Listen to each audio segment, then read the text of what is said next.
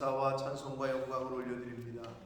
오늘도 저희들의 생명을 연장시켜 주셔서 감사합니다. 아멘. 새날을 주시니 또한 감사합니다. 아멘. 저희들의 발걸음을 주님의 은혜의 보좌 앞으로 옮겨 주시니 또한 감사합니다. 아멘. 아버지 하나님, 하루를 시작하며 하나님 앞에 예배드림으로 시작하게 해주시니 감사합니다. 아멘. 아버지, 이 시간 하나님 앞에 나온 한 심령들과 저들이 속한 가정 위에 진리의 영으로 성령으로 임하셔서 아멘. 꼭 필요한 은혜로 또 깨달음으로 이 시간 함께하여 주옵소서. 아멘. 전하는 종의 입술과 듣는 모든 귀와 심령을 성령 하나님께서 주장하여 주옵소서. 아멘. 예수 그리스도 이름으로 축복하며 기도 올리옵나이다. 아멘. 아멘.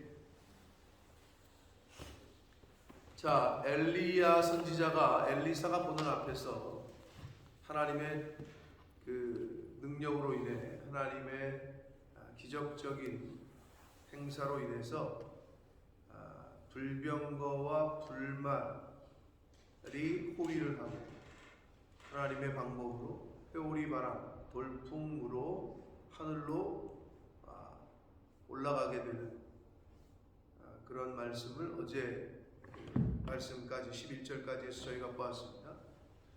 그러니까 엘리사는 하나님의 은혜로 말미암아 엘리야가 승천하는 걸 목격을 했다. 그래서 그런지 엘리사도 스승답게 스승 못지않는 사역을 그 이후에 이제 하는 것을 보게 됩니다. 물론 성경을 읽어보면 조금 다릅니다. 엘리야와 엘리사는. 엘리야는 성격이 불같았고 우상 숭배자들과 주로 담판을 벌였고, 근데 이제 엘리사의 그 사역을 보면 엘리야는 그렇게 우상 숭배자들과 싸우고 왕에게 가서 직접 하나님의 말씀을 강하게 전달하고 이런 역할들이 컸다면, 엘리사는 이제 이후에 그 독이 든 물을 고친다든지 그리고 잃어버린 도끼를 찾아준다든지 이렇게 좀 실제 그 이스라엘 백성들의 삶 속에서 좀 사역을 했다. 그게 조금 차이가 나고, 그러니까 성격적으로도 오늘 본문에서도 나와 있지만 엘리야가 좀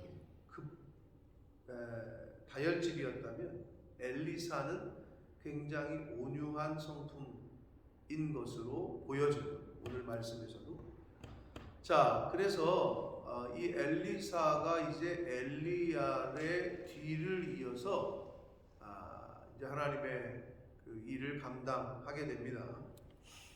자, 그래서 엘리야 선지자가 스승인 선지자가 하늘로 승천하는 것을 보면서 이제 12절이 시작되는데, 엘리사가 보고 소리 지르되 내 아버지여 내 아버지여 라고 소리를 지르는, 그러니까 스승에 대한 그 존경의 표시였고 정말 아버지처럼 여겼다는 거죠, 이 엘리사가 엘리야를.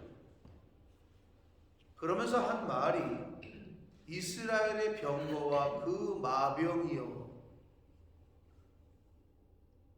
혹시 이 성경 본문을 집에서 먼저 읽으신 분들이 있는지 모르겠습니다만, 지금 읽으셨을 때 이게 이해가 되신다면 정말 본문을 잘 꿰뚫고 계신 건데, 아니면 국어 실력이 좋든지. 이 무슨 말이에요? 내 아버지여 내 아버지여는 그런데 이스라엘의 병거와 마병이요. 이게 어떻게 여러분에게 지금 읽혀지는지 모르겠어요. 이 말은 뭐냐면, 이스라엘의 병거와 마병은 어느 나라건 간에 병거와 마병은 전쟁할 때 싸우는, 오늘날로 말하면 무기를 뜻한단 말이야. 그런데 엘리야를 보고 엘리사가 말하기를 당신이 바로 이스라엘의 병거와 마병이었다. 이게 무슨 말이에요? 말 그대로 이스라엘의 다른 나라와 전쟁을 할 때 쓰이는 무기인 마병과 병거가 이스라엘 나라를 지켜준 게 아니라 엘리야 스승, 아버지 같은 스승 당신이 이 나라의 마병과 병거와 같은 역할을 했다. 그러니까 당신이 엘리야 스승 당신이 이 나라를 지켰다. 이런 의미로 엘리사가 그렇게 부르고 있는 거예요. 그러니까 본문을 만약에 읽을 때 그렇게 읽으셨다면 주석을 써야지 여러분. 근데 그 표현입니다. 바로 엘리야 당신이 이 나라를 지켰던 인물이었다. 이런 표현으로 엘리사가 그렇게 표현을 하고 있는 것이다. 자, 그렇게 소리를 질렀는데 엘리사의 눈에 이제 다시 보이지 아니했어요. 그래서 이에 엘리사가 자기의 옷을 잡아 둘로 찢었다 이렇게 표현되어 있는데, 옷을 왜 찢는 거예요? 여러분 어떨 때 옷을 찢어요? 한국 사람들은 찢는 거는 요즘 우리나라 옛날에는 가능했을지 모르지만 오늘날의 옷들은 굉장히 원단이 좋기 때문에 잘 안 찢어지는데, 그래서 안 찢어지니까 한 방법이 있지. 벗지. 이상하게 사람들이 술 먹은 사람들이 저거 하려고 하면 벗더라고 옷을 벗어. 그런데 이제 이 나라에서 옷을 이 당시에 뭐 지금도 그렇습니다만은 그 당시에 옷을 찢는 행위는 극도로 슬픔을 표현할 때, 그리고 애도할 때, 이럴 때 옷을 찢었단 말이에요. 근데 여기서 두 가지 의미가 있습니다. 그 옷을 찢었다는 것은 이제 아버지 같이 여겼던 스승 엘리야가 이제 승천했잖아요.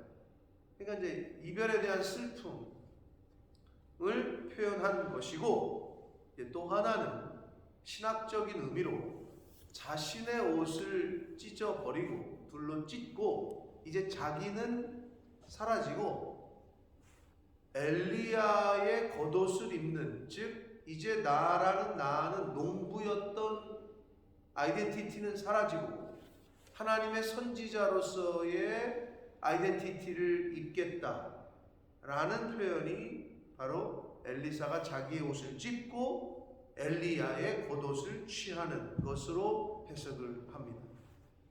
자, 그래서 겉옷은 그런 의미가 있다고 그랬어요. 그 스승의 겉옷을 입혀준다는 얘기는, 여러분 뭐 학일식을 다 대학을 졸업하셨으니까, 근데 그 학사 정도는 뭐 그렇게 안 하죠. 학사 가운을 스승 교수가 입혀준 사람이 있어요? 대단한 학교입니다. 그런 학교라면은 본인이 입든지 뭐 어떻게 하겠지. 친구들이 야 잘 됐냐 하면서 입혀주든지, 뭐 박사 정도 되면 스승이 이렇게 입혀줘요. 가운 입혀주고 뭐 이렇게 박사 모두 씌워주고, 바로 그런 거예요. 내가 너를 가르쳤는데 이제 너는 하사해라. 나와 이제 거의 동급이다. 뭐 이런 의미야. 이제 너는 나다. 이런 거지. 네? 그런 의미로 입혀준단 말이에요. 목사님들 안수식을 참여해보신 분들이 있는지 모르겠습니다. 제가 말씀드린 대로 그 안수식의 가장 또 어떻게 보면 클라이막스가 뭐 있다면은, 포인트가 있다면 안수하는 장면도 있지만 이 가운을 입힌단 말이에요. 성의를 입혀주고, 구약시대로 말하면 에봇이지, 제사장을 뜻하는 그걸 입혀준다. 그런 의미야 이 겉옷은. 그러니까 선지자로서의 권위, 위엄 이런 걸 뜻한단 말이에요. 자, 그래서 엘리사는 이제 더 이상 농부가 아니야. 소 12겨리를 치던, 나름대로 빈농이 아니라 대농에 속했는데 농부가 아니라 이제는 엘리야의 뒤를 이은 엘리사, 하나님의 선지자로서 거듭나는 거예요. 자, 이거를 신약에서 와서는 성경에서 우리에게 말하죠. 로마서에 보면, 로마서 13장에 보면 너희가 이제 육신의 옷을 이제 벗어버리고 오직 예수 그리스도로 옷을 입어라. 또는 빛의 갑옷을 입어라. 옷 입는다는 표현을 많이 쓴단 말이에요. 네? 여러분이 예쁜 옷을 샀어. 쇼핑해서. 옷을 샀으면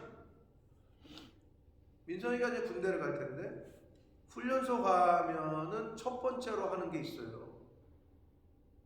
훈련소 입소를 딱 하면 입소를 딱 해가지고 이제 부모님들 빠이빠이 하고 요즘은 이제 부모님들 못 오게 한다는데 코로나 때문에 그 연병장 운동 이제 옆에 계신 부모님과 사랑하는 사람들과 인사하시고 가운데 운동장으로 모여주십시오. 그럼 이제 모인단 말이에요. 우르르 나와. 부모들은 이제 여기저기서 훌쩍거리고 뭐 이제 아이고 뭐 이러면서 뭐 탄식도 나오고 이제 그래.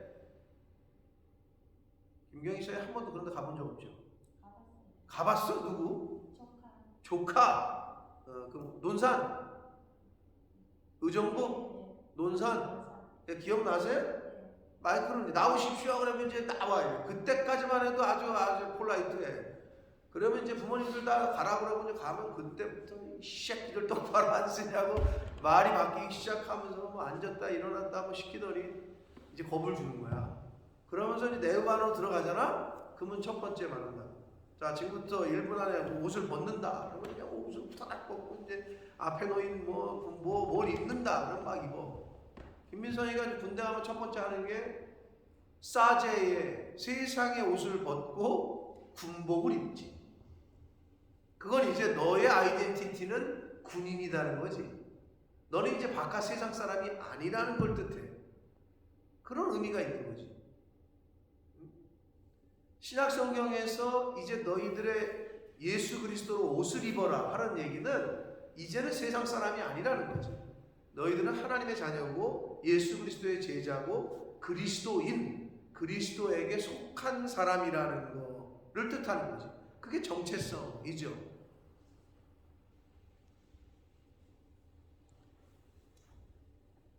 뭐 영국은 안 그렇습니다만 한국의 대다수의 대학생들 누가 젊은 사람들의 인기 있는 여성들의 인기 있는 직업 중에 선호도 중에 하나가 스튜어디스란 말이야. 안 그런 사람도 있더라고. 네. 그 서빙하는 거를 땅에서도 하는 거 힘든 거를 왜 하늘에서 내 딸을 그런 걸 시키냐고. 그 힘든 거를 그렇게 얘기하는 부모들도 있더라고.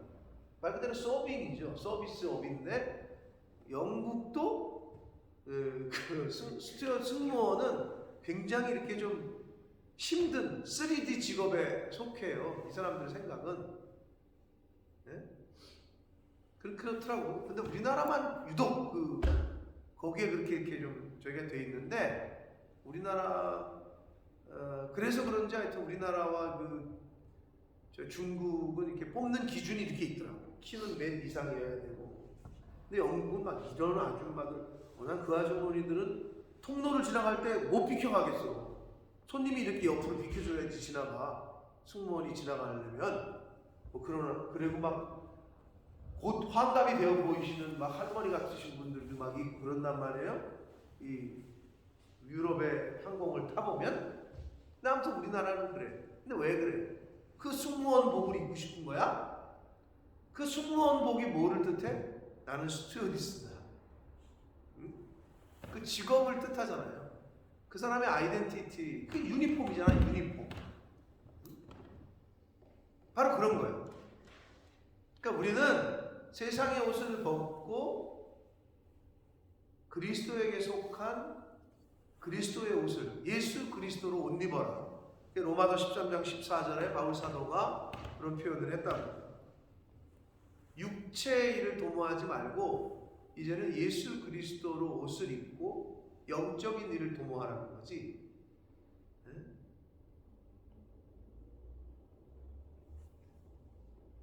명품 옷을 사려고 그 힘든 돈을 힘들게 모은 돈을 우리가 쓰잖아요, 사람들이. 예수 그리스도로 옷 입으려고 얼마를 쓰느냐, 우리가. 예수 그리스도라는 옷을 입으려고. 자, 성경에서는 그래서 옷 얘기가 많이 나옵니다, 사실. 요한계시록에 보면 마지막 때에 우리가 입는 옷이 빛나고 고운 세마포라는 표현이 나와요. 그것은 곧 성도들의 옳은 행실이라. 그러니까 저와 여러분이 이 땅에서 하나님의 뜻에 맞게 성도로서의 삶을 살면 하나님 나라의 옷이 지어져 간다는 거야. 옳은 행실. 빛나고 고운 세마포는 곧 너희들의 옳은 행실이라. 이랬거든요. 그러니까 우리가 이 땅에서 이 세상에 사는 동안 옳은 행실, 하나님께서 말씀하신 대로의 삶을 살아가면 빛나고 고운 세마포는 영적으로 볼 때 뭐냐? 웨딩드레스야. 웨딩드레스. 왜? 천국 혼인잔치가 열려 신랑 되신 예수 그리스도, 신부된 나. 그러니까 우리는 다 영적으로 예수 그리스도의 신부야. 그럼 신부 입장하는데 웨딩드레스 입고 나와야 되는데 뻘고 벗고 나온다. 그게 성경에서 말하는 부끄러운 구원이야. 야, 신부 입장하는데 신부가 뻘고 벗고 나와. 또는 반만 입고 나온다. 얼마나 웃겨. 예? 아직 덜 만들어진 옷을 입고 나온다. 얼마나 웃겨. 그게 성경에서 말하는 부끄러운 구원이야. 구원은 받는데 그런 사람들 있죠. 죽기 전에 딱 예수 믿고 죽으면 되겠다. 물론 논리적으로 뭐 예수를 믿어야 천국 가는 거니까 그런 말 한단 말이야. 사람들이 그럼 딱 죽기 전에 예수 믿고. 근데 그게 논리적으로는 맞는 것 같은데 어디가 함정이 있느냐. 언제 죽을지 모른다는 거. 그 다음에 또 하나는 이 땅에서 아무 상급이 없는 거지. 그러니까 예를 들면 한 80평 죽기 한 1년 전에 그렇게 자식들 예수 믿으라고 했는데 안 믿다가 아버지가 자녀들의 어떤 권유나 누구 주변에 이제 목사님의 권유로 예수 믿고 한 1년 있다 돌아가셨다. 1년 있다 돌아가신 사람과 모태신앙으로 그냥 어려서부터 주의 일에 충성하고 열심히 한 사람과 천국 가서 똑같다. 이게 평등해? 김은진? 안 평등하지. 평등은 불평등이 평등입니다. 열심히 한 사람에게는 많이 주고 농땡이 핀 사람에게는 없는 게 평등이지, 열심히 한 사람과 농땡이 핀 사람과 똑같이 주는 걸 평등이라고 얘기하지 않는다라는 거예요. 그런 의미에서 평등은 불평등이 평등이야. 그렇기 때문에 하늘나라에서도 내가 이 땅에서 행한 대로 내가 갚아주겠다. 그게 맞는 공의 하나님이지. 그게 없으면 우리가 왜 여기서 열심히 내고 있어? 이 땅에서 왜 그렇게 참고 져주고 왜 그렇게 살아? 근데 하나님은 너희가 이 땅에서 행한 거를 보고 내가 그대로 갚아주겠다 라고 약속하셨다고. 자, 그래서 요한계시록에 나오는 빛나고 고운 세마포는 웨딩드레스야. 영적 신부된 저와 여러분이 입어야 될 옷이다. 그걸 만들어가는 거는 이 땅에서만 가능하다. 천국에서 돈 주고 살 수 있는 게 아니야.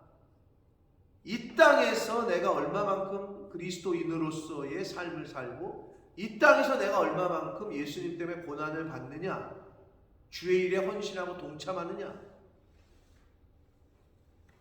그걸 안 하잖아? 이 땅에서는 편해. 교회 인볼브 안 되고 딱 예배만 드리고 돌아가는 사람들이 있어. 그게 이제 종교인들이지, 종교인들. 그러나 우리 신앙을 가진 하나님의 사람들의 자세는 그래서는 안 된다. 그게 가장 안타까운 거지.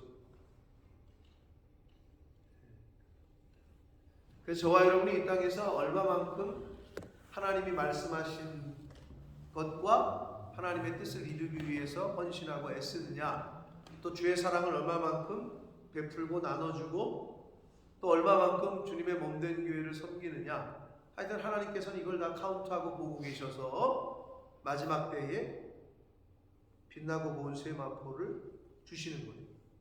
그러면 천국 잔치가, 혼인 잔치가 열릴 때 신랑 되신 예수 그리스도의 예쁜 신부로, 멋진 신부로서의 사명으로 우리가 그 자리에 이제 서게 되는 거예요.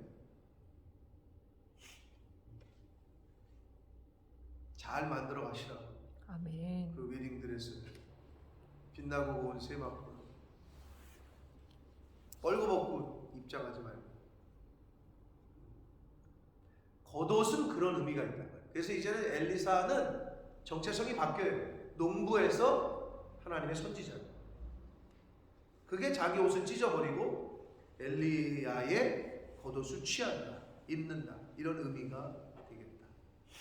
자, 그래서 엘리야의 몸에서 떨어진 겉옷을 주워가지고, 자, 근데 여기서 이제 엘리야가 실수를 떨어뜨린 거냐, 겉옷을 올라가다가 너무 급하게 올라가니까 겉옷이 벗겨진 거냐, 뭐 별의별 생각을 다 해요, 신학자들은. 근데 그거는 아닐 거고, 하나님께서 그 겉옷을, 자, 엘리야 옷을 입는다, 승무원복을 입었다, 첫 출근할 때. 그 이제 아이덴티티가 바뀐 거지, 이제 직장이야. 근데 이제 어떻게 지내? 나 옷 벗었어. 이게 무슨 말이야, 민성아? 옷 벗었다는 의미가 무슨 말이야? 에? 야, 너는 진짜 한국 사람 다 된 거지. 그런 의미를, 옷 벗었어. 그거를 옷을 왜 벗지 갑자기? 이게 야한 짓을 하지? 뭐 이렇게 생각 안 하고 은퇴했다. 나 이제 그 일을 그만뒀다라는 미닝이야 그게. 그 정도면 이제 하산해도 되겠다 이제. 자, 옷을 벗었다. 그 의미는 이제 나는 리타이어 했다는 거지. 그러니까 하나님께서 엘리야의 옷을 벗기셔서 여러 가지 얘기했지만 너 수고했다 이제. 하늘로 올려 데려가시면서 너 이제 수고했다. 그래서 그 옷을 벗겨서 엘리야에게 주는 의미는 이제 바톤 터치는 얘한테 하는 거다. 이런 의미가 있다라는 거고. 그래서 뭐 엘리야가 실수로 떠리켰다. 그렇게 주석을 하는 사람들도 있는데 그거는 뭐 보편적으로 인정을 받지 못하는 얘기고. 자, 하나님께서는 그 겉옷을 그래서 엘리사에게 이제 주십니다. 근데 엘리사가 그걸 가지고 돌아와 요단 언덕, 엘리야 자기의 스승과 함께 건넜던 요단강 이제 다시 건너가는 거야. 그래서 참 의미가 있다고 그랬어요. 요단강을 건넌다는 거는 오늘날에도 이제 이 세상의 일을 마치고 하늘나라로 간다는 걸 의미하는데, 엘리야와 함께 요단강을 걷는 거는 이제 엘리야는 끝난 거고, 엘리사는 그 건넜던 강을 다시 건너가. 왜? 아직 엘리사는 할 일이 남았으니까, 바톤을 받았으니까. 그러니까 다시 건너가기 위해서 건너올 때는 스승께서 능력을 보여줘가지고 물이 갈라져가지고 요단강을 건너서 받은 땅을 왔는데, 이제 다시 자기가 혼자 건너가야 되는데 이건 강물이 흐르고 있네. 그러니까 이제 스승께서 했던 그것을 흉내내는 거지. 엘리야가 겉옷을 가지고 쳤을 때. 근데 엘리사가 쳤어. 갈라졌을까 안 갈라졌을까? 이 부분이 좀 난해 구절이긴 합니다. 여러 해석이 갈리는데 성경을 보시면 엘리야의 몸에서 떨어진 그의 겉옷을 가지고 물을 치며 이르되 엘리야의 하나님 여호와는 어디 계십니까? 하고 그도 물을 치매 물이 이리저리 갈라지고 엘리사가 건넜다. 이게 한글 개역 개정의 성경인데, 그러면 물을 몇 번 친 거예요? 2번. 그러면 2번 친 거. 그러면 첫 번째 쳤을 때 물이 갈라졌을까요? 두 번째 쳤을 때 갈라졌을까요? 일성아, 두 번째 쳤을 때 한글 성경에 볼 때 그런 뉘앙스지요. 그러면 왜 엘리야의 하나님 어디 계십니까? 라고는 왜 말한 걸까? 왜? 하나님이 도와주셔야 갈라지니까 하나님을 찾은 거죠. 네, 그것도 그렇고 첫 번째 자기가 쳤을 때 안 갈라진 거야. 그러니까 아니 엘리야가 쳤을 때는 갈라지게 하셨던 그 하나님 어디 계신 거예요? 라고 엘리사가 어떻게 보면 간청하는 거죠. 자기가 쳤을 때 안 갈라졌거든. 그러니까 두 번째 그 고백을 하면서 아니 엘리야의 하나님, 엘리야가 쳤을 때는 갈라지게 하셨던 그 하나님 도대체 어디 계십니까? 물을 저에게도 능력을 주십시오. 이런 엘리사의 마음이지. 엘리야와 함께 하셨던 하나님 나와도 함께 해 주십시오. 이런 의미야. 그러면서 쳤더니 그때 갈라진 거지. 이제 하나님이 허락을 하신 거지. 하나님의 위엄이 이제는 그 능력이 이제 엘리사와 함께 하신다는 의미가 담겨져 있는 그런 구절의 말씀이 되겠습니다. 자, 그랬더니 그것을 쳐다보고 있는 이들이 있었으니 여리고에 있는 선지자의 제자들. 이게 참 한글 개역 개정이 여리고에 있는 선지자의 제자들이 봤다는 거예요. 그 모습을. 근데 여러분은 지금 혹시 이스라엘 갔다 오신 분 없어요? 성지순례 가봐야 성경이 진짜인지 가짜인지 여러분이 가보지도 않고 믿는 거지. 예? 대단한 거지. 가보지도 않고 믿는 거야. 예. 뉴욕 가본 사람, 뉴욕 가봤어? 뉴욕에 그 I love 뉴욕 이거 뭐 이렇게 써 있는 그 스트리트 거기 그거 있어? 봤어? 가보지도 않는 사람들이 이렇게 믿는 경우도 있어요. 남대문에 가보지도 않은 사람들이 서울 가면 남대문이 있다더라. 한양 가면 남대문이 있다더라. 안 가봤는데 안 가보고 믿는 게 대단한 믿음이지.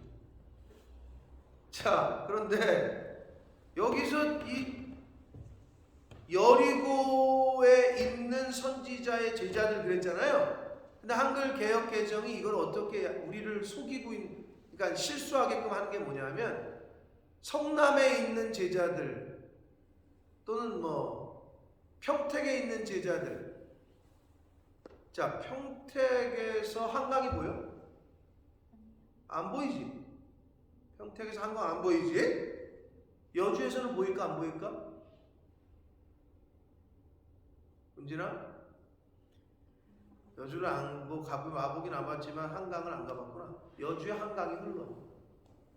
그래서 여주가 좋은데요. 남한강 줄기가. 그래서 내가 어려서 여주에서 막 나는 한강에서 수영을 했다고. 수영장 같은 데 가본 적이 없어. 그러면 또 우리 한강에서는 또 이제 좋은 점이 또 이제 소변 정도는 그냥 거기서 이렇게 뭐 물속에서. 그러면 그 물이 흘러가지고 팔당을 거쳐서 서울 사람들이 이제 정수해가지고 먹었다. 뭐 이런 전설적인 얘기들이 있는데 한강이 있단 말이야. 그런데 평택에서는 안 보이지. 여리고에 있는 선지 생도들이 봤다. 요단강을 건너는 것. 여리고와 요단강이 지리적으로 보일 수가 없어. 평택에서 서울을 한강이 안 보이듯이. 근데 왜 이렇게 했느냐? 이게 좀 그래. 여리고 출신의 여리고에 선지 학교가 있다 그랬잖아. 여리고 출신의 선지 생도들이 봤다는 얘기야. 근데 이거를 여리고에 있는 선지 생도들이 봤다. 그러면 이 말이 안 맞아. 왜? 여리고와 요단과는 지리적으로 거리적으로 절대 보일 수가 없는 곳이야. 근데 여러분 안 가봤으니까 내가 이렇게 해도 뭐 그런가 보다 이렇게 얘기할 거 아니야. 나중에 가보시라고. 여리고성 무너졌다는 그 여리고. 제 가본 기억에 여리고에 있는 호텔이 굉장히 좋았던 걸로 기억이 나는데, 아무튼 여리고에 있는 여리고 출신의 선지생도들이 그걸 본 거야. 엘리사가 그 엘리야와 똑같이 물을 가르고 건너는 거를. 그러면서 뭐라 그래? 야, 이제 엘리야의 성령이 하시는 역사가 엘리사 위에 머물렀다 하고 가서 그에게로 나아가 땅에 엎드려 그에게 경배하고. 자, 다시 한번 말씀드립니다. 엘리사의 직업이 뭐라고? 농부야. 엘리야는 뭐였지? 성경에 아버지 이름도 언급을 안 하는 무명의 출신의 무슨 귀족 집안의 아들이 아니야. 그런데 그런 무명의 사람 엘리야, 농부였던 엘리사, 어부였던 베드로, 이렇게 별로 보잘것없는 우리와 똑같은 사람들을 하나님께서는 불러서 쓰십니다. 모든 인간은 그래서 엘리사가 특별해서 쓰임을 받은 게 아니라 모든 인간은 다 똑같아. 단 신앙의 질이 차이가 나는 거예요. 믿음의 차이야. 요셉이 특별해서 다니엘이 특별해서가 아니야.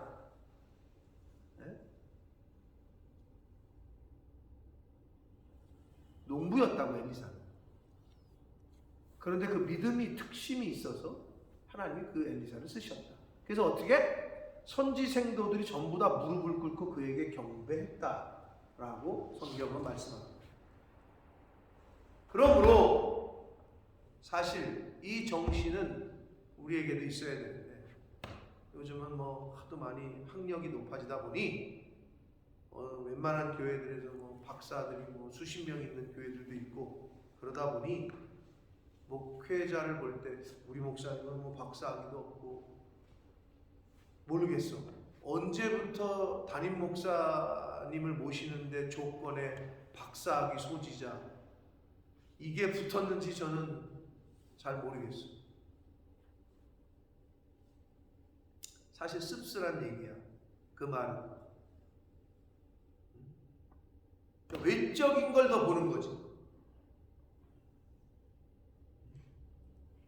제가 늘 말씀드립니다만 여러분이 신앙생활 하실 때 여러분의 섬기는 교회에서 그런 일이 발생, 담임 목사님을 청빙해야 되는 일이 생긴다면 절대 그렇게는 하지 말아요.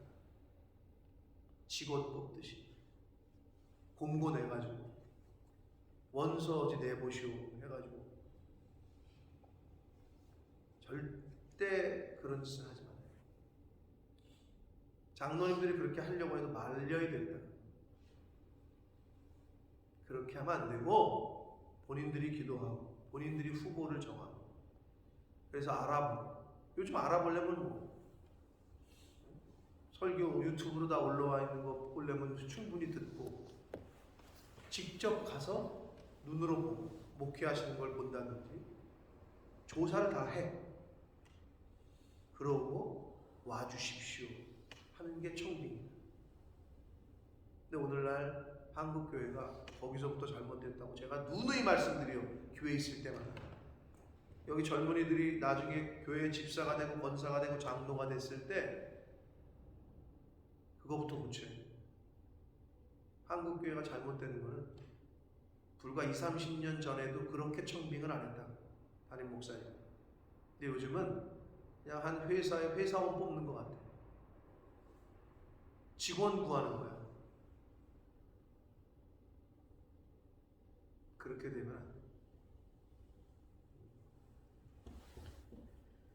자, 그들이 보고 이제 엘리사에게 와서 무릎 꿇고 경배를 해. 농부에게. 이게 뭘 뜻하는 거냐?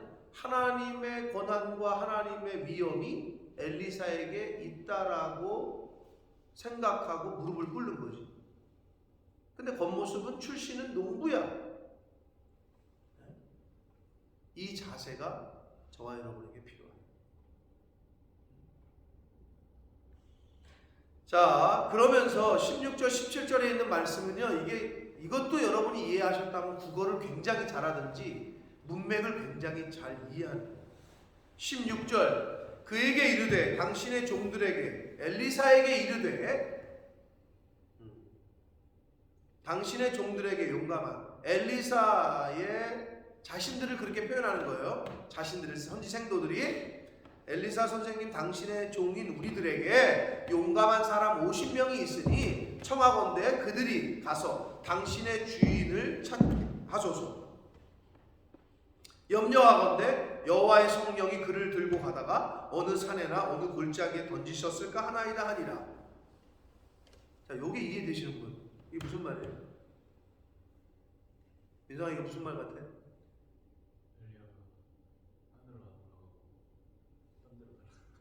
하늘로 안 올라가고 딴 데로. 그러니까 그 선지생도들이 그렇게 생각했을 거다. 뭐 비슷하게 추리를 했는데, 자, 선지생도들이 엘리사에게 한 말은 당신의 선생님이 당신의 주인을 찾게 하소서. 이 말은 엘리야를 찾게 해달라는 얘기거든. 이게 무슨 말이냐? 선지생도, 그래서 우리가 잘 배워야 돼. 선지생도면 오늘날의 전도자들인데, 비유를 하자면 신학생들인데 이원론으로 생각을 한 거야. 영만 하늘로 올라가고 육신은 어디 산에 떨어졌을 거라고 생각하는 거지. 그렇게 생각한 거라고 지금. 그래서 어디 골짜기나 어디 산에 떨어져 있을지 모르니까. 근데 우리 이스라엘과 우리나라가 이 문화나 이런 관습이 좀 비슷하다고 했는데 시신을 그렇게 중요하게 생각해. 이 신체를, 죽은 사람의 몸뚱아리를 굉장히 중요하게 생각하는 것도 우리나라 사람들과 유대인들과 좀 비슷해. 시신이 중요해? 인정아? 그 무덤 만들 거야? 죽으면? 무덤이 있어야 돼? 없어야 돼? 별 상관없지. 근데 옛날 어르신들은 무덤을 안 만드는 거에 대해서 굉장히 거부감이 있었다. 화장하는 거에 대해서 굉장히 터부시했다. 그 웃기는 얘기를 제가 맨날 해드렸잖아. 박정희 대통령 때 보고가 올라왔어. 우리나라는 국토의 70%가 산이니까 국토 효율 면적이 없으니까 너무 효율성이 떨어지니까. 그런데 왜 그렇게 공동묘지는 많고 묘는 많은지. 여러분 건축하다가 묘가 발견이 되잖아요. 무명의 묘가, 주인 없는 묘가 함부로 그걸 파질 못해요. 올 스톱이야.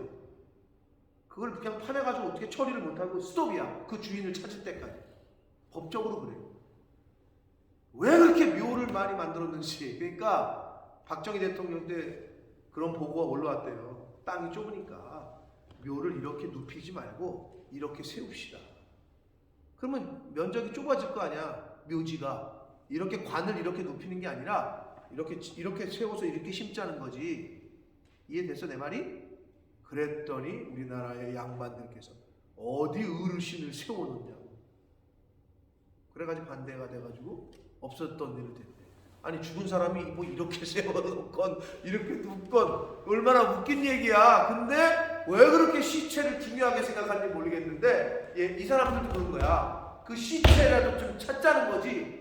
말이 안 돼. 하나님은 엘리야를 지금 통째로 죽음을 맛보지 않고 올리셨건을 이거를 몰랐던 거지 이 사람. 그러니까 엘리사는 부질없다. 봤잖아 올라가는 거를. 야 니네들 안 된다 이거. 그러니까 부질없는 얘기다. 시체가 뭐 있는 게 아니다. 가지 말라고 했거든. 그 얘기야 이 얘기가. 그랬더니 17절 무리가 그로 그 선지생도들이 엘리사로 하여금 부끄러울 정도로 강청했다. 이 말은 뭐냐면 이 사람들이 시체를 찾겠다는 얘기는 엘리야에 대한 존경의 표시야. 그 스승의 당시의 그 최고의 선지자의 그 시체라도 우리가 거두어줘야지. 근데 엘리사 당신은 지금 스승의 시체를 안 찾겠다는 얘기야? 막 이런 쪽으로 몰고 가는 거죠. 그러니까 부끄러울 정도로 엘리야에 대한 존경심이 없는 쪽으로 취급을 하는 거지. 자꾸 이 선지생도들이. 그 얘기야 그 말이. 그러니까 엘리사가 저 같으면 이 쥐뿔도 모르는 것들이 까불고 있네 뭐 이랬을 것 같은데 성품이 온유해. 그래? 그럼 너네가 한번 가서 찾아봐라. 보내. 허락을 해. 웬걸? 아무리 찾아도 있나 그게? 없지. 그러니까 이들이 엘리사가 여리고에 머무는 중에 무리가 그에게 돌아와서 엘리사에게 이제 찾지 못했다고 하니까 엘리사가 그들에게 이르되 내가 가지 말라고 너희에게 말하지 않았냐? 이것들아 엘리사의 성품이 엿보여져. 온유해. 그러니까 선지생도들이 잘 못 알고 있는 거지. 여러분 우리가 예수를 믿어도 그래서 왜 성경을 배워야 되고 공부해야 되냐면 제대로 알고 믿어야 된다는 거지요. 이단에 빠지는 사람들, 신천지에 빠지는 사람들 결국에는 잘 알지 못해서 그러는 건데 잘 알지 못하면 이게 이미테이션인지 이게 오리지널인지 잘 알지 못하는 사람은 속는 거죠. 우리나라의 짝퉁 A급은 절대 구별을 못한다고 하던데 그럼에도 불구하고 감별하는 감별사들이 있잖아. 짝퉁과 오리지널을. 그러니까 잘 알면 진짜와 가짜를 구분해낼 수 있는 거죠. 근데 제대로 모르면 똥인지 된장인지 구별을 못해. 그러니까 속는 거야. 이단에게. 물론 영분별, 이 분별하는 능력은 은사 중에 하나예요. 성경에 보면 하나님이 그를 은사로 주셔야 분별을 해요. 그럼에도 불구하고 우리는 성경을 통해서 배워야 되고 알려고 노력을 해야 돼요. 그렇지 않으면 이 스승 엘리사를 어떻게 보면 이제 선지자 엘리사를 힘들게 하는 거지. 피곤하게 하는 거야. 이런 비슷한 거지. 성도들 중에서 좀 어서 들었다고. 목사님 이거 해야 된다고. 그래. 이거 해야 된다. 응? 어서 듣고 와가지고. 이건 이런 거라고 막 이런 사람들하고 똑같은 거야. 네? 피곤하게 그럼 해보시라고. 웬걸 이게 되나? 그쪽 길로 가봤더니 이거는 뭐 막힌 길이고 망하는 길입니다. 이 선지 생도들은 사실 엘리사의 말에 순종을 했었어야 된다. 그런데 그거를 자기들의 그 의라고 생각하고 시체를 찾겠다고 3일 밤낮을 수고했다. 근데 또 엘리사 이 선지자는 그걸 그대로 또 어디 니네 해봐라 라고 그냥 내버려. 그래서 여기서 엘리사의 성품을 우리가 또 알 수 있는데, 여러분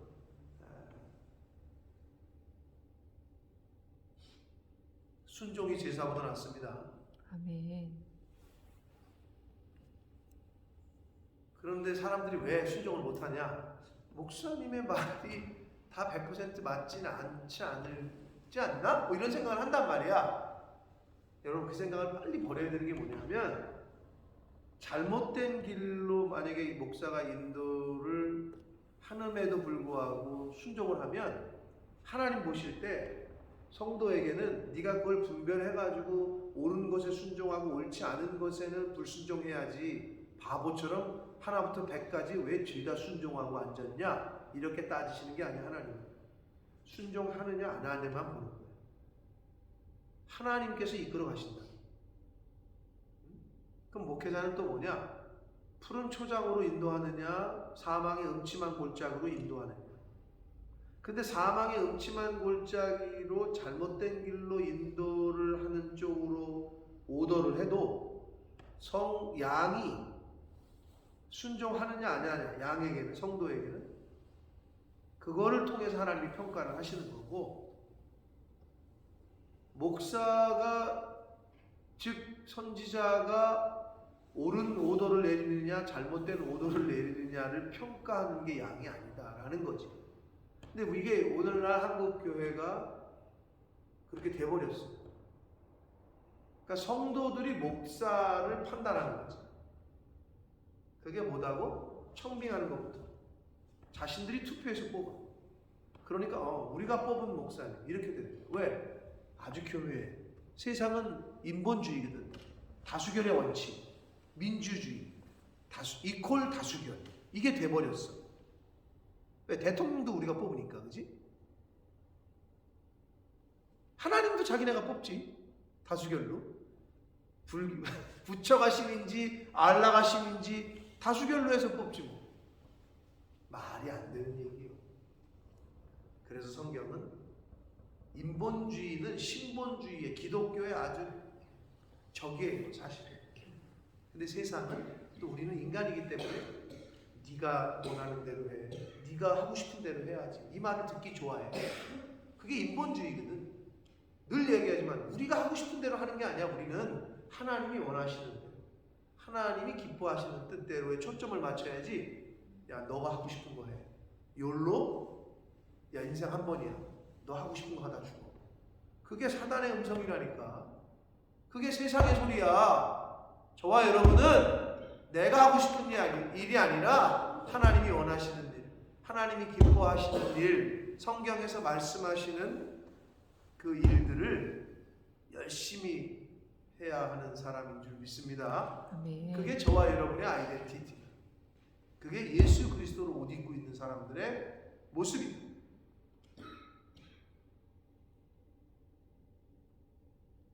아니, 삼성맨이 LG 회장님을 위해서 일한다는 게 말이 돼? 말이 안 돼. 그리스도인이 세상을 위해 살아? 그리스도인이 나를 위해 살아? 말이 안 되는 거지, 그거는. 그럴 수가 없는 거고. 저와 여러분은 그리스도인, 아멘. 그리스도에게 속한 사람, 예수 그리스도로 옷 입은 사람, 이걸 명심하시고 오늘 하루도 빛나고 고운 세마포를 잘 만들어 가시는 삶을 사시는 저와 여러분 되시길 축복합니다. 아멘. 그리고 이 오늘 말씀 속에서 주셨던 교훈들 중에 억지 부리는 선지생도 같은 그런 모습, 그런 신앙생활 하지 마시고, 억지를 부려 선지자가, 즉 목사님이 부끄러워할 정도로 강청했다, 이런 이 표현이거든. 이게 억지 부리지 말고, 하나님 앞에 떼쓰지 말고 하나님이 아니다. 그러면 예, 가라, 예, 해라, 예, 서라, 예, 할 수 있는 데까지 나아가는 저와 여러분의 이 땅에서의 삶이 되시기를 예수 그리스도의 이름으로 축복합니다. 아멘. 살아계신 하나님 아버지 감사합니다. 오늘도 생명 주시고 건강 주시고 저희들의 발걸음을 이 은혜의 보좌 앞으로 옮겨주셔서 말씀을 전하고 듣게 해주셔서 하나님 감사합니다. 아멘. 아버지 하나님, 엘리사가 엘리야의 겉옷을 자기 옷을 찢고 그 겉옷을 취했습니다. 아버지, 저희들이 이제 저 육신의 생각과 육신의 정욕이 원하는 그런 육신의 옷을 이제 버리고 예수 그리스도로 옷 입고 빛의 갑옷을 입고 성도의 옳은 행실인 빛나고 고운 세마포를 덧입어가는 그러한 이 땅에서의 삶을 살아가는 그리스도인, 하나님에게 속한 자, 예수님에게 속한 자, 하나님의 백성들, 천국 백성들, 저희들이 다 되어지도록 주여 은혜 내려 주옵소서. 아멘. 아버지, 그리스도에게 속한 자답게 세상이 원하는 그런 삶, 내가 원하는 삶이 아니라 하나님이 원하시는 인생, 하나님이 기뻐하시는 그러한 삶을 하루하루 살아가는, 하나님이 생명 주시는 날까지 그러한 삶을 살아가는 하나님의 자녀들, 한 사람 한 사람들, 저희들 모두가 되도록 주님 은혜 내려 주옵소서. 아멘. 예수 그리스도 이름으로 축복하며 기도 올리옵나이다. 아멘.